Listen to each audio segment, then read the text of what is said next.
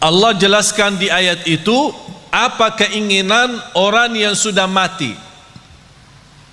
Apa keinginan orang yang sudah mati, sudah masuk kubur, sudah lihat munkar nakir, sudah dibertanyakan Rabbuka, Madinuka, Man Nabiyuka, dan sudah melihat gelapnya kubur, sudah melihat sempitnya kubur, tidak ada siapa-siapa yang membantu, hanya satu dia mohon kepada Allah. Maulaya salli wa sallim daiman abada ala habibika khairil khalqi kullihim. Saya masih ingat 2008 sampai 2010 saya masih berceramah bahasa Arab, ditranslate. Ya lama-lama jujur saja membosankan. Awal-awalnya orang semangat mendengar, tapi lama-lama bosan ini. Apalagi yang terjemahin tidak begitu semangat seperti semangat penceramahnya. Tapi subhanallah 2010 saya ingat pertama kali saya berceramah bahasa Indonesia. Bahkan waktu itu masih bahasa lucu. Sampai ada seorang ibu, mudah-mudahan ceramahnya begini aja, jangan lancar, supaya lucu katanya. Tapi subhanallah sedikit demi sedikit, saya tidak pernah ambil kursus bahasa Indonesia atau belajar bahasa Indonesia. Tapi saya selalu berdoa, ya Allah berikan kepada saya kemudahan bahasa yang bisa difahami. Faham enggak? Alhamdulillah. Kalau lancar tidak faham ya susah juga kan? Walaupun tidak lancar tapi anda faham, dan inti daripada dakwah adalah memahami apa yang kita sampaikan dan bahkan menamalkan.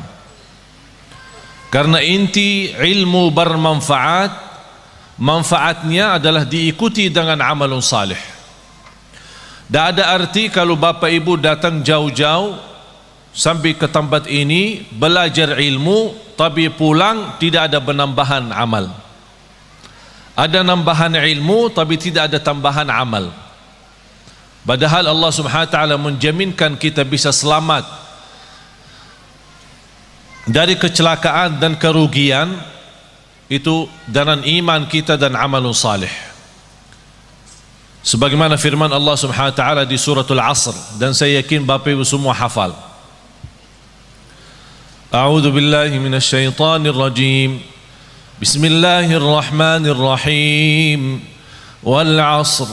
Innal insana lafi khusr.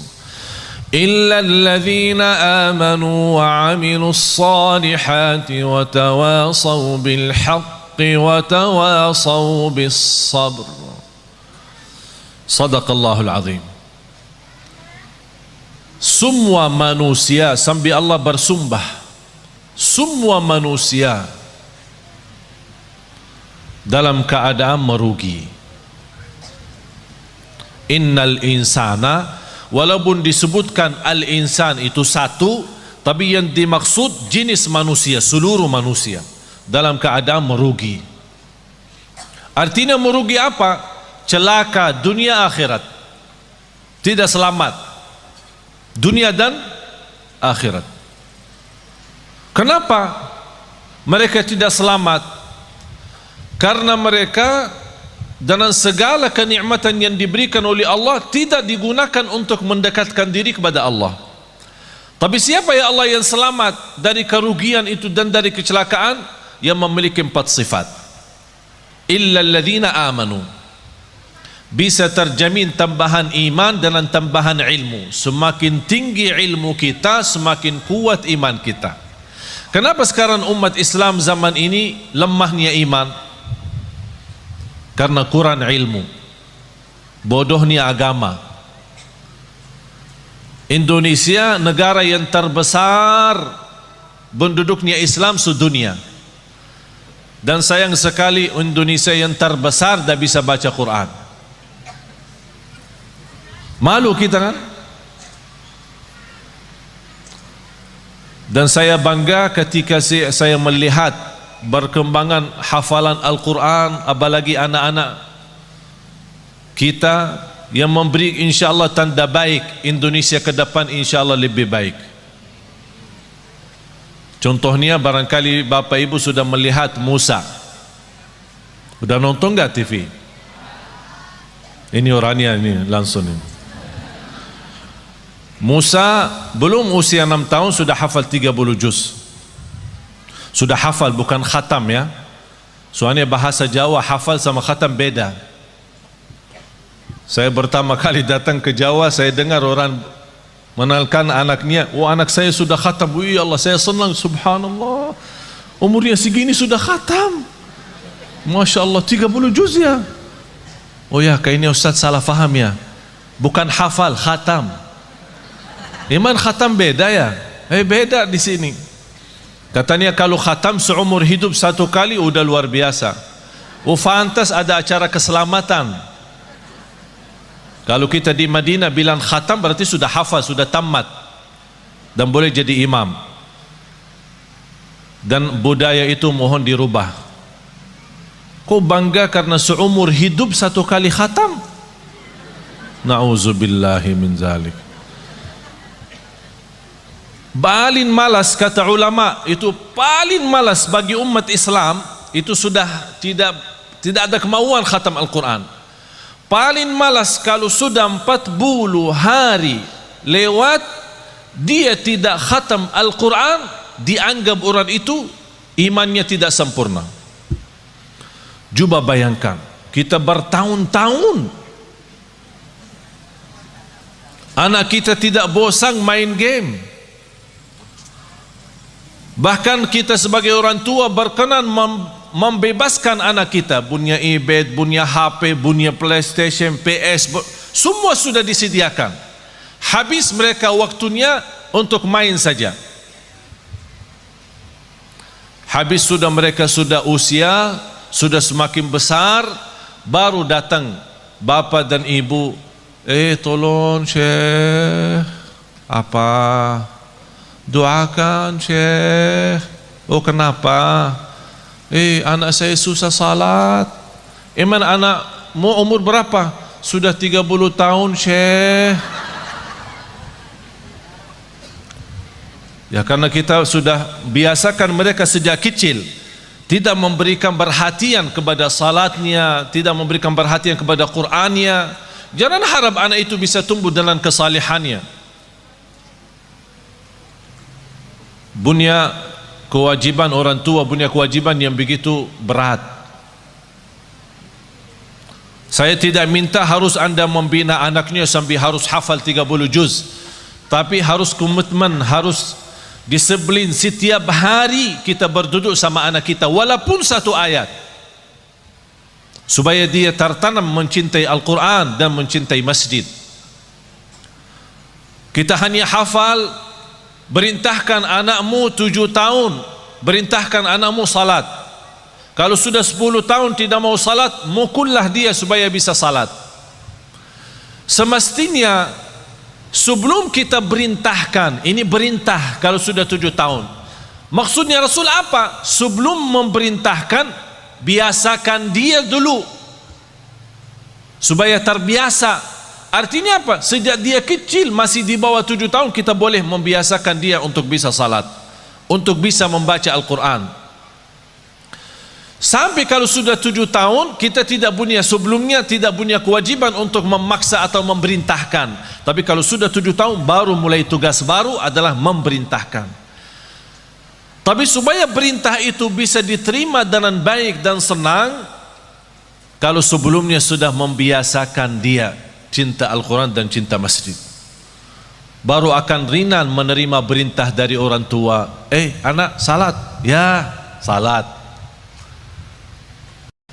Sekarang apa yang kita lihat?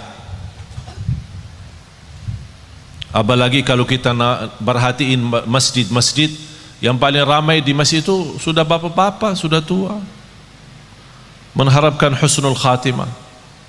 Langkah-langkahnya aja susah berjalan, pelan-pelan aja ke masjid. Ditanya, Pak, anaknya mana? Oh dia di rumah lagi tidur. Tapi coba bayangkan kalau jam sekolah, Pak, anaknya di mana? Oh lagi sekolah. Karena kita membiasakan kalau bangunin dia subuh, ketika salat subuh tidak begitu kita menaturkan dan komitmen supaya dia bisa menjaga salat subuh, apalagi di masjid. Ayo nak, bangun nak, sudah azan nak. Ya, kedingin lah, nantuk. Oh nantuk ya, ya udahlah. Malah ditutupin selimutnya lagi.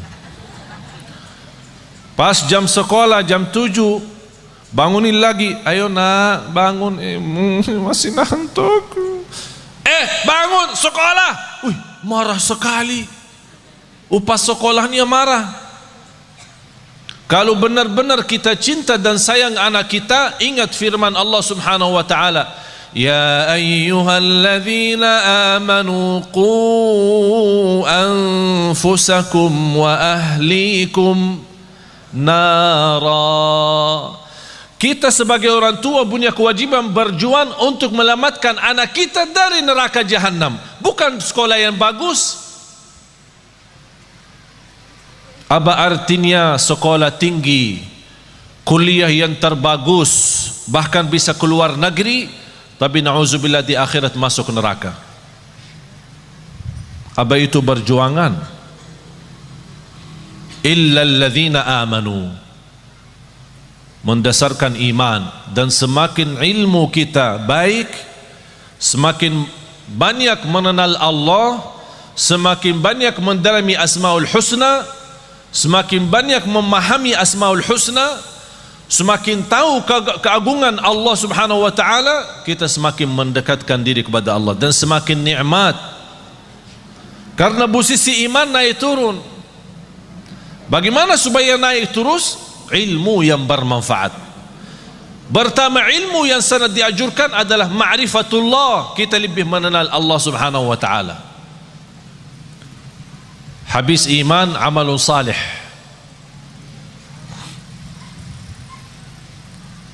Dan amal salih itu kalau tambah iman tidak ada arti. Bapak Ibu, amalun salih tambah iman tidak ada arti. Ada enggak orang kafir dermawan? Ada. Terus masuk surga? Kenapa? Dia baik, dermawan, suka bantu yatim, padahal dia non muslim. Bantu yatim, bahkan bisa salurkan uang bangun masjid. Tapi amalan itu tidak ada arti amal salih dan kebaikan karena tambah iman, tidak ada iman. Tapi karena Allah adil, tidak ada balasan baginya di akhirat, tapi tetap karena adilnya Allah, Allah balas kebaikannya di dunia. Biarpun dia orang kafir, dia berbuat baik, Allah balas kebaikannya. Sehat, sukses usahanya, lancar, dan adil Allah SWT. Tapi bagi orang beriman, Allah berikan 2 kali, di dunia dan di akhirat. Itulah kelebihannya iman. Oleh karena itu kalau kita membaca Al-Quran selalu amal salih terlibat dengan iman. Amanu wa amilu, amanu wa amilu. Kalau tidak ada iman, tidak ada arti amal salih. Dan amal itu harus salih, bukan semua amal. Ada orang mewakafkan tanpa jualan minuman keras lillahi ta'ala. Amal kan? Saya nawaitu beramal. Oleh karena itu tidak boleh dinamakan amal jariyah, tapi dinamakan sedekah jariyah. Karena amal jariyah, amal yang dimaksud macam-macam, ada yang baik, ada yang buruk. Wa amilus salihat. Bapak Ibu, di antara amal salih yang sangat berguna bagi kita hidup maupun mati adalah sedekah. Terjamin berkah harta karena sedekah. Semakin banyak harta kita, semakin sedekah banyak, semakin berkah. istilah barakah bukan artinya harta kita banyak. Walaupun harta kita sedikit, tapi karena sudah di dalamnya ada kata barakah, harta yang sedikit itu sangat berguna untuk kebutuhan kita. Ada orang kaya raya saya kenal tapi stres. Kaya raya, punya pesawat pribadi, rumahnya di mana-mana. Pas ketemu sama saya, pas isi acara di rumahnya, habis mulai tamu keluar, dia ajak saya ke dalam. Saya mau ngobrol sama saya. Pas begitu masuk, ada kantor pribadi beliau di dalam rumahnya. Begitu tutup pintu, malah dia peluk saya dan menangis. Pak, kenapa menangis? Takut. Apaan takut? Takut kehilangan harta itu. Takut miskin, takut sakit, takut celaka. Hartanya bisa sampai 7 turunan belum tentu habis, triliunan, tapi takut. Oleh karena itu Bapak Ibu, hidup sederhana apa adanya jauh lebih nikmat daripada berlebih-lebihan. Oleh karena itu orang yang salih, salah satu tanda kesalihannya, harta yang dia sedekahkan jauh lebih banyak daripada yang dia simpan. Tapi dasar itu bisa menjadi ringan, sedekah lebih banyak daripada yang kita simpan adalah iman yang kuat.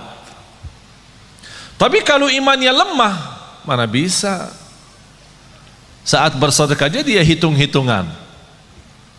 Kalau diajak rame kumpulin sedekahnya, dia buka dompetnya, ada isinya 1.000, 10.000, ada 100.000.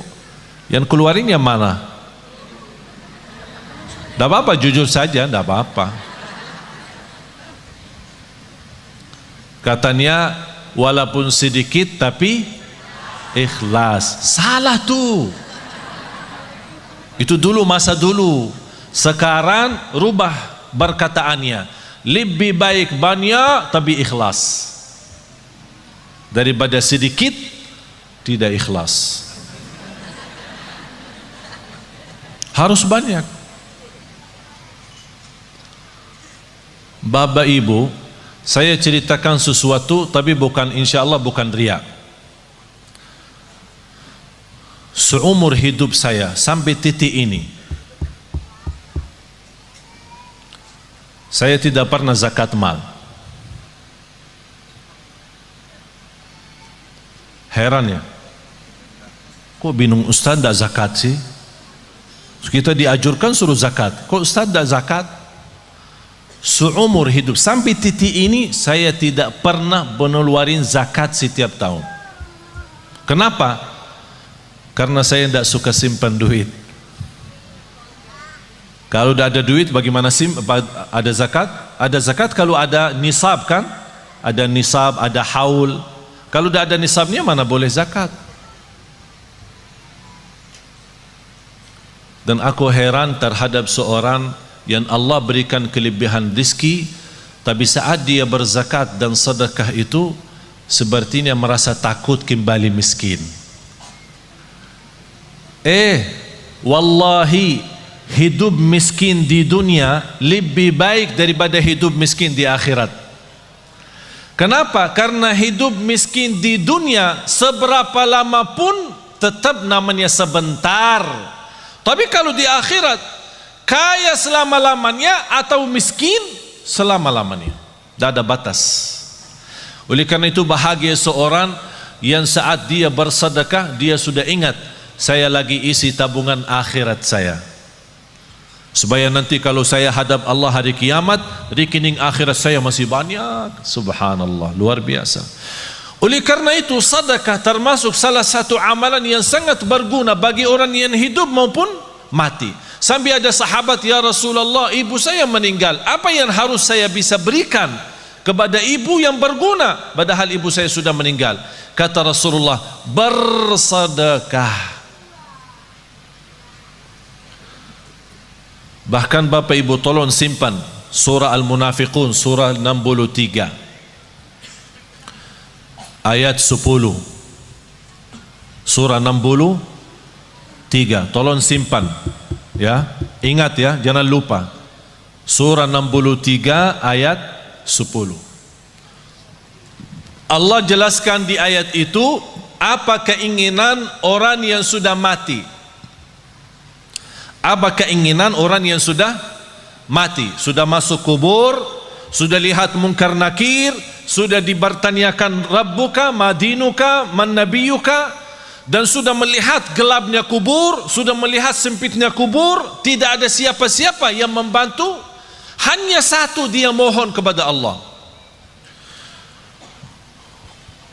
وَأَنْفِقُوا مِمَّا رَزَقْنَاكُمْ مِنْ قَبْلِ أَنْ يَأْتِيَ أَحَدَكُمُ الْمَوْتُ فيقول رب لولا أخرتني إلى أجل قريب فأصدق وأكن من الصالحين. Ketika manusia menghadapi kematian dan bisa menyebutkan keinginannya dan cita-citanya, ya Allah, tundalah kematianku. Ya Allah, kembalikanlah aku dari kubur supaya aku bisa bersedekah kembali. Bukan bisa salat malam, bukan bisa baca Quran, bukan bisa puasa Isnin Kamis, bukan bisa berbakti baik sama orang tua, bukan supaya saya bisa haji umrah, bukan saya bisa nikmati Ramadan. Semua itu baik, tapi satu yang dia sebutkan, supaya saya bisa bersedekah kembali. Kenapa? Ulama menjelaskan, kenapa orang yang menghadapi kematian dan masuk kubur ingin kembali ke dunia untuk hanya bisa bersedekah lagi? Karena dia sudah lihat begitu dahsyat pahala sedekah yang telah dia berikan. Oleh karena itu dia mengharap, ya Allah, kalau memang begini, tolong kembali lagi ke dunia, tundalah kematianku supaya harta yang saya masih simpan bisa saya habiskan di jalanmu. Allahu Akbar. Sedekah itu luar biasa. Bahkan saking indahnya sedekah itu, Allah berikan satu pintu khusus namanya babus sedekah di surga. Jadi ada orang punya kelebihan apa? Ini ada babus sedekah masuk. Seperti Sayyidina Uthman. Sayyidina Uthman ibn Affan yang terkaya. Tahu enggak Bapak Ibu, ada satu cerita barangkali Bapak Ibu pertama kali mendengar. Sampai sekarang jarak kita antara kita sama Sayyidina Uthman 1400 tahun. Sampai sekarang ada satu rekening di bank di kota Madinah atas nama Uthman ibn Affan radhiyallahu anhu. Sampai sekarang. Itu apa? Beliau kan orangnya dermawan, suka bersedekah. Di antara sedekahnya dia menwakafkan sumur air yang dimiliki oleh orang Yahudi.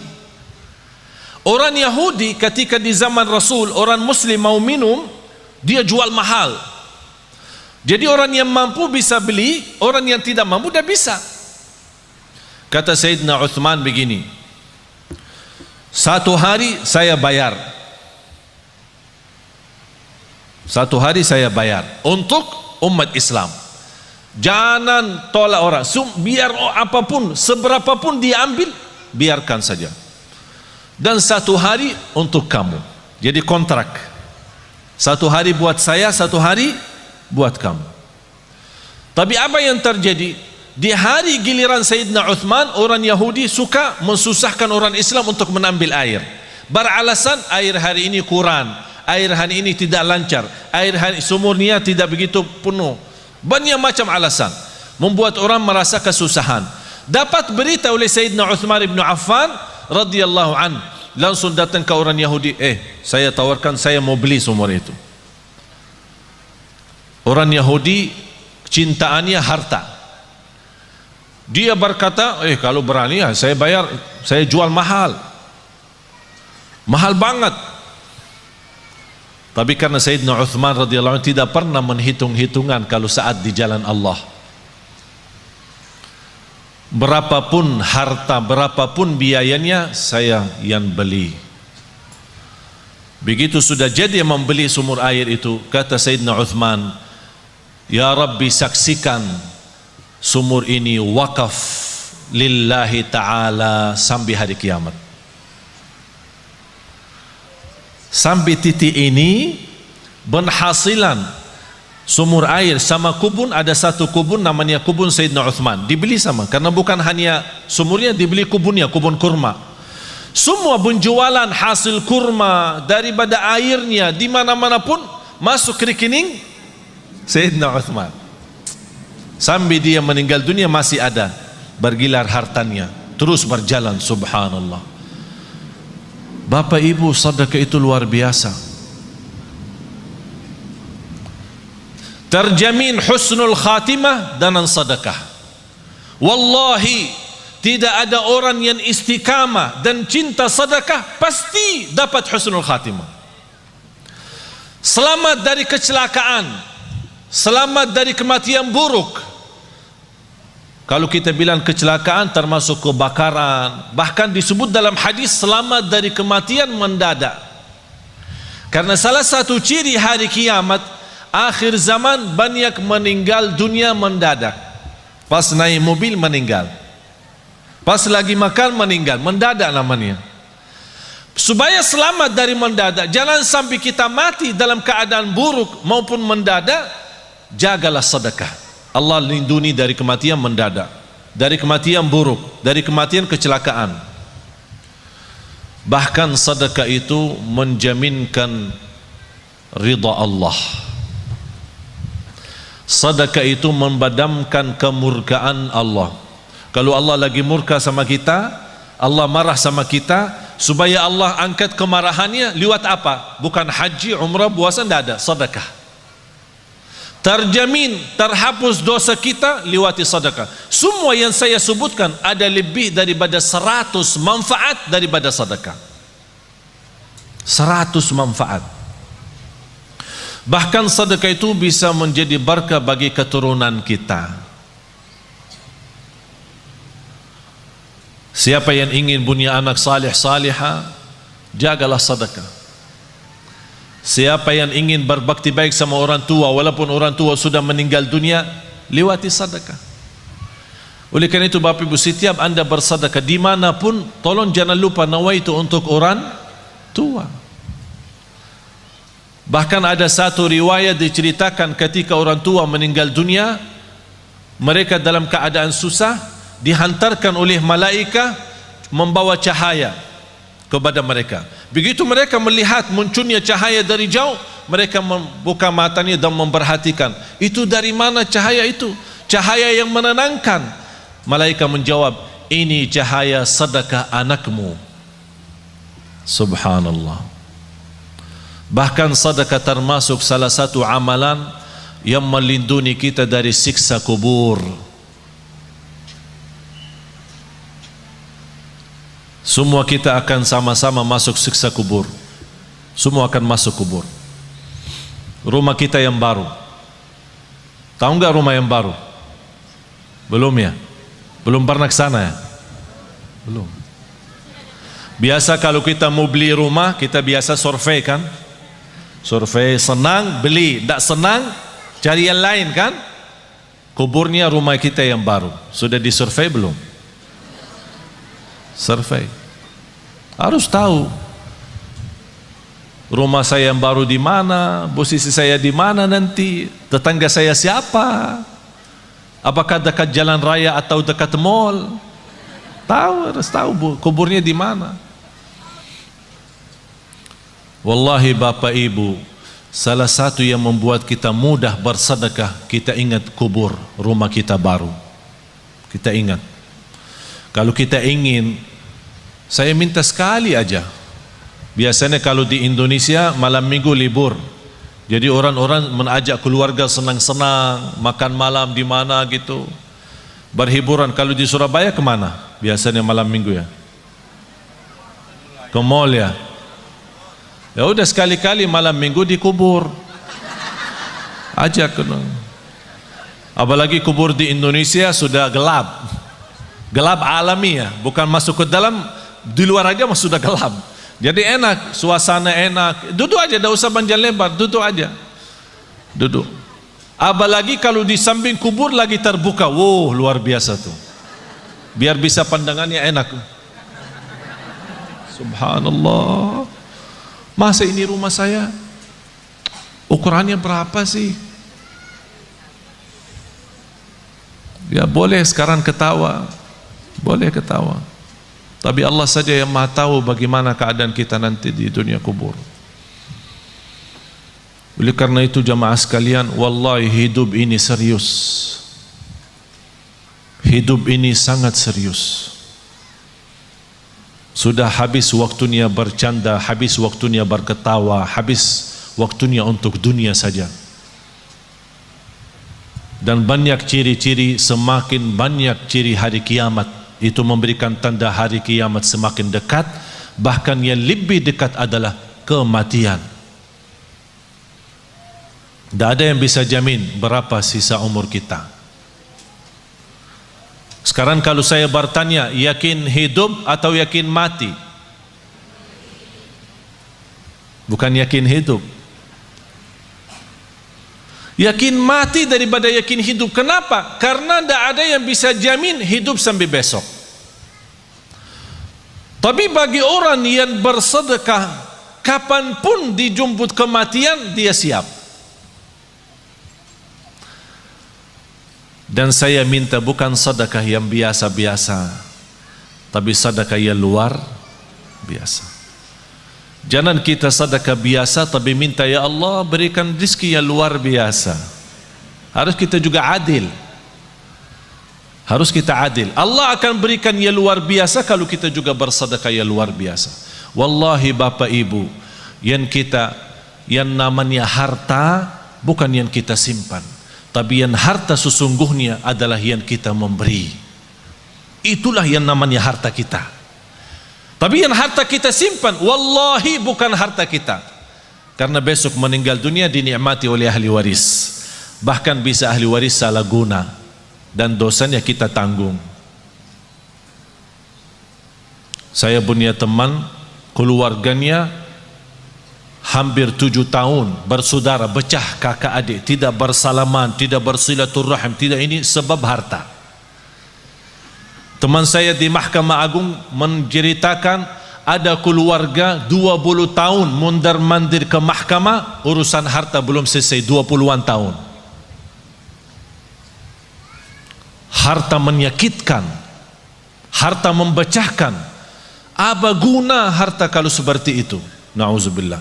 Harta yang berguna, yang membuat kita senang, yang membuat kita bahagia, itulah yang namanya harta nikmat. Oleh karena itu kata Rasulullah, sebaik-baik harta di tangan hamba yang salih. Sebaik-baik harta di tangan hamba yang salih. Kenapa di tangan hamba yang salih? Karena hamba yang salih tidak pernah salah guna harta itu. Bahkan dia menjadikan harta jembatan menuju ridha Allah, menuju surga Allah. Jangan Anda berkata, saya tidak bisa berikan apa-apa. Dan saya tidak minta Bapak Ibu sekarang sebelum Anda pulang udah kosongkan rekening semua, blokir, habiskan, transfer semua isi rekeningnya kepada Yayasan Nurul Hayat. Saya tidak minta Anda sekarang buka tasnya, habiskan semua yang ada isinya. Tapi lepas ini, aduh, gara-gara Syekh jadi begini. Karena kita belum memiliki iman seperti Abu Bakar Siddiq. Abu Bakar Siddiq datang Sayyidina Umar ketika Rasul mau hijrah. Sayyidina Umar datang membawa separuh harta. Sayyidina Umar waktu itu cukup kaya, separuh. Jadi kalau punya 2 rumah, ikhlas 1 rumah. Kalau punya 2 mobil, ikhlas 1. Kalau punya 2 istri, ikhlas 1. Subhanallah, luar, separuh harta dia ikhlaskan. Sampai Sayyidina Umar merasa dirinya sudah begitu luar biasa berbuatan kebaikan, barangkali tidak ada yang terbayang. Siapa yang mau kurbani separuh harta? Kalau kita tabungan akhirat, tabungan rekening kita 100 juta, berani nggak 50 juta? Ya berpikir dulu katanya, berpikir dulu. Kalau mau masuk surga, Bu, kalau mau masuk surga mau bertanya suami dulu ya, mau bertanya suami dulu ya. Banyak yang salah mengerti soal nafkah. Ada kewajiban nafkah dari bapa kepada istri. Ada namanya nafkah uang belanja, uang belanja rumah. Jadi apapun yang di kebutuhan rumah diserahkan bapa kepada ibu, belanja sayur, belanja makanan, pokoknya semua kebutuhan rumah. Ini namanya nafkah umum, nafkah bersama. Tidak boleh disalahguna tanpa izin suami. Ada nafkah yang namanya pemberian dari suami kepada istri. Sayang, ini untukmu. Buat apa? Ya terserah. Ada orang ibu, suami saya suka kasih saya untuk beribadi setiap bulan misal 3 juta atau 2 juta. Tapi kadang-kadang saya bingung, kalau bersedekah apakah minta izin suami? Enggak. Itu namanya hakmu sendiri. Apapun digunakan tidak perlu minta izin suami. Tapi jangan uang beribadi yang diberikan oleh suami disimpan, uang belanja buat rumah disedekahin. Ditanya sama ini, kok habis makanan di rumah? Kemarin Syekh Ali ajak kita bersedekah, jadi saya salah keluarin uang belanja yang saya pakai. Itu yang harus izin suami. Bapak ibu jamaah sekalian, sedekah itu ketika Rasulullah SAW didatangi oleh Umar bin Khattab waktu hijrah. Ya Rasulullah, ini separuh harta saya untuk jalanmu, perjalananmu hijrah ke Madinah.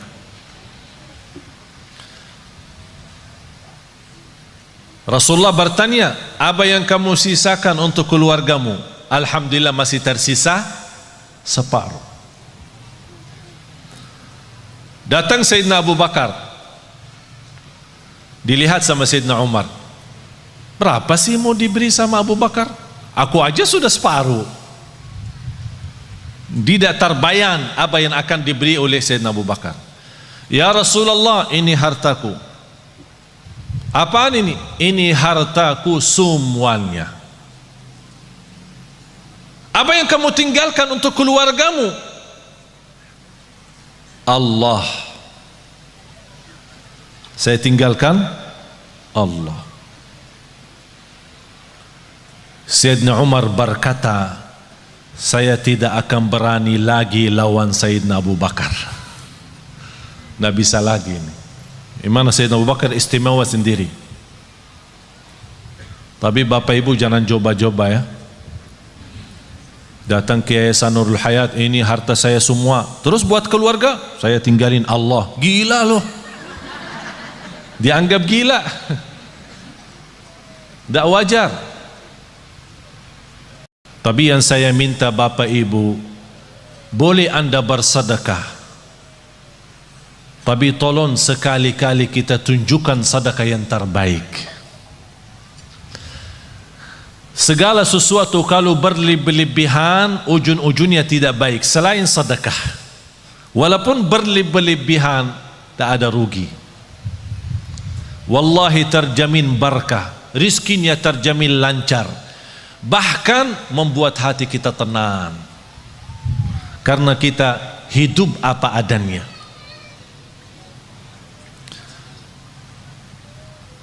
Ada satu amalan yang saya harap bapak ibu bisa amalkan. Dan sebenarnya saya selama di Indonesia saya melihat gerakan zakat di Indonesia cukup luar biasa. Tapi kenapa semakin banyak zakat mal tapi semakin bertambah kemiskinan? Padahal kalau kita lihat susunan rukun Islam, mulai syahadat, salat, zakat, puasa dan haji, terletak zakat di situ sebagai salah satu rukun Islam karena ujungnya untuk meningkatkan ekonomi umat. Tapi karena kita salah gunakan zakat, salah membagi zakat, menjadi akhirnya yang menerima zakat tetap menjadi tukang minta. Seperti beberapa waktu lalu di bulan puasa terjadi di Surabaya, membagi zakat 5.000. Sampai di kampung itu gesa-gesa orang, ada yang terinjak, ada yang terluka karena katanya zakat beroran 5.000. Ada di satu daerah 20.000. Ini bukan namanya zakat.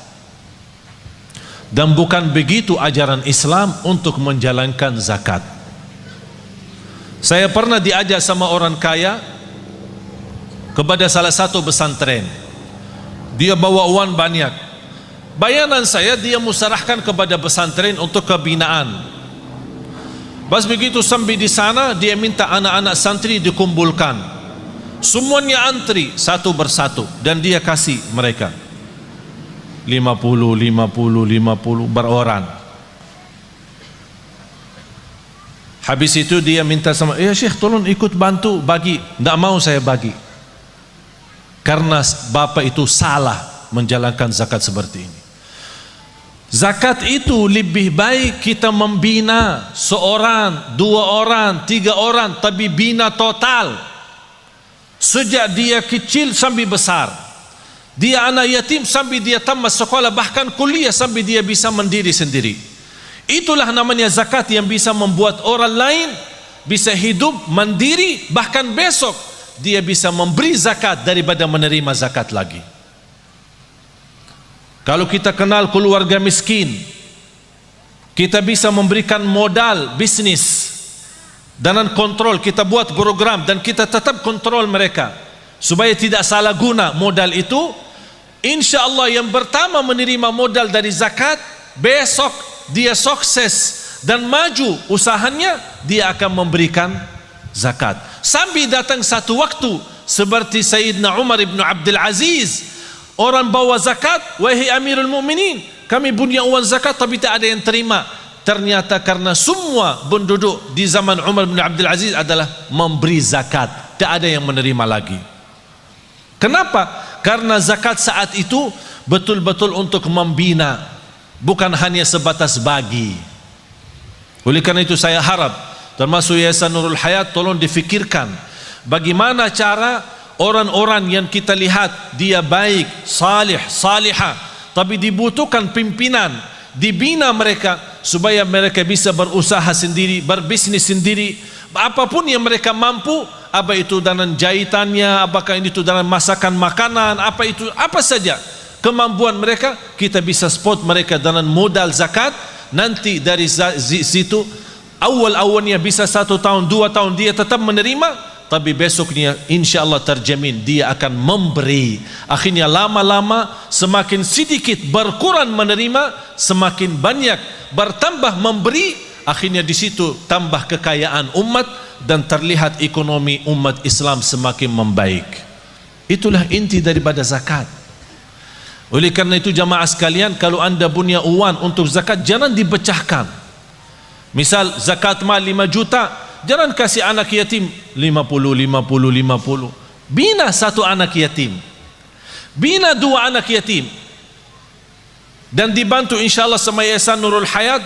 Kira-kira dibutuhkan pembiayaan bertahun, sekolahannya, kesehatannya, pakaiannya, semua segala, belajarannya, pendidikannya. Apa yang dibutuhkan seorang anak di usia gini sampai 1 tahun, dihitungkan kira-kira biayanya berapa. Alhamdulillah terhitung kira-kira dalam 1 tahun 3 juta. Berarti uang zakat kita 6 juta bisa membina 2 orang. Akhirnya mereka ini sudah dicukupi dengan segala sesuatu, tidak butuh apa-apa. Sampai dia besar, mandiri, tidak menjadi tukang minta.